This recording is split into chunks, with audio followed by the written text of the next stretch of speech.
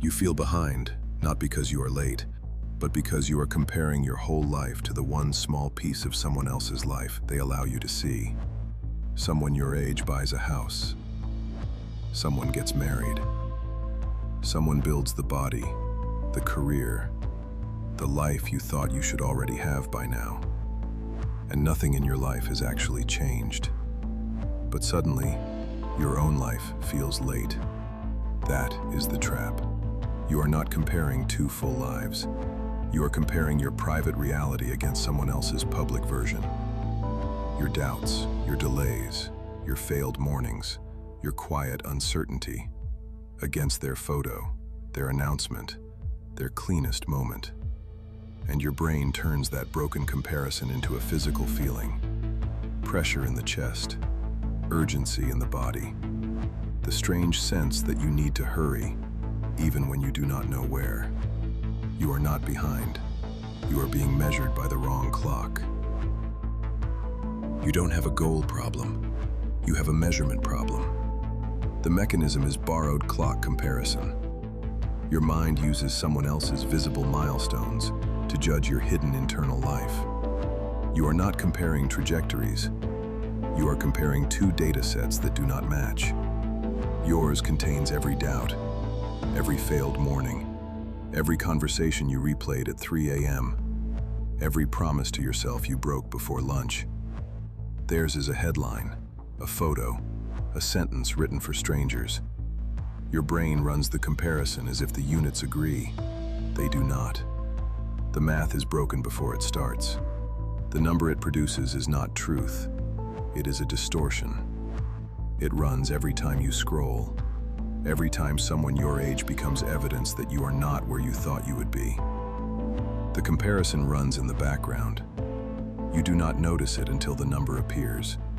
And when it does, it generates distance. How far you are from where you should be, from who you thought you would become. That number is the source of behind.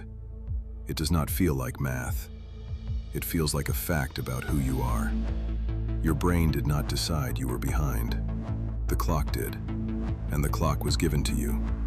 By social media, by family, by the people you grew up around, by a culture that decided what your life should look like by 30, by 35, by 40. Numbers nobody can defend if you ask why. You did not build this clock. You inherited it. And once you started looking at it, you forgot it was not yours. But there is a deeper problem with this clock. It is not just inaccurate. It is designed to keep producing debt. The borrowed clock has no finish line. It cannot have one, because it is not measuring distance. It is measuring deficit. Inside this measurement system, every milestone becomes a new baseline. You catch up, and in the same moment, a new gap opens. This is why, if I just achieve X, I'll feel ahead, never works. The clock does not allow ahead, only allows behind. It is working exactly as designed. It keeps you checking, and the more you check, the less you build. Your attention keeps leaving what you could be shaping and returning to the life you think you should already have. That is how the gap grows, not in reality. In attention, in pressure, in the constant feeling that you are supposed to be somewhere else. You did not lose years to laziness. You lost them to comparison, in the hand that reached for the phone instead of returning to the page. And the longer you measure, the more the gap feels like proof. Proof that something is wrong with you. Proof that you fell short.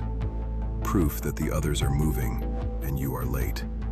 None of that is truth. The measurement does not prove that you are failing. It only proves that your attention has been taken from the life in front of you. That pressure in your body is not proof that you are late. It is the cost of measuring yourself against a clock that was never yours. So the question is not how to catch up. The question is, who gets to measure your life now? You do not fix this by trying harder. You do not fix it with bigger goals. You fix it by changing the instrument. There is a difference between measurement and tracking. Measurement compares you to someone else. Tracking compares you to yourself last month. Measurement asks, where should I be by now? Tracking asks, am I more aligned than I was last month? Measurement uses borrowed units. Tracking uses your own. 3 things happen when you switch. The clock stops generating phantom deficits. Your energy returns to your own trajectory. And the gap between where you are and where you should be starts losing authority. Because should be was never on your map. The shift is not be patient with yourself. That is reassurance. The shift is recalibrate the instrument. Take down the clock that does not belong to you. Install your own. Next time you feel behind, do not argue with the feeling. Do not push it down. Locate the comparison. What did you just see? What did you just scroll past? Who came to mind? Then ask one question. What did this comparison just pull out of my hands? That question does not make the feeling disappear. It shows you the instrument. And the instrument is what you have to change, not the feeling. It takes seconds to notice. It takes repetition to reclaim. The clock has been running for years. It will not stop running because you noticed it once.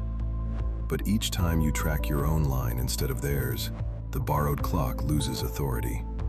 Not all at once, by a degree, then another, until the old question starts to weaken.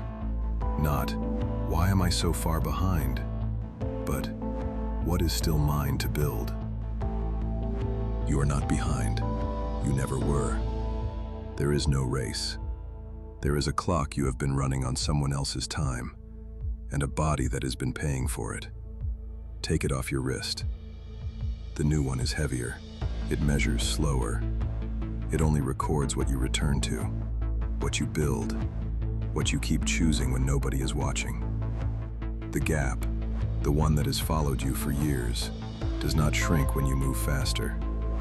It disappears when you stop asking a borrowed clock to tell you where your life should be. And for the first time, your life stops feeling like a race you were losing and starts feeling like something you are allowed to return to. You are not behind. You are not late. You are obeying the wrong clock.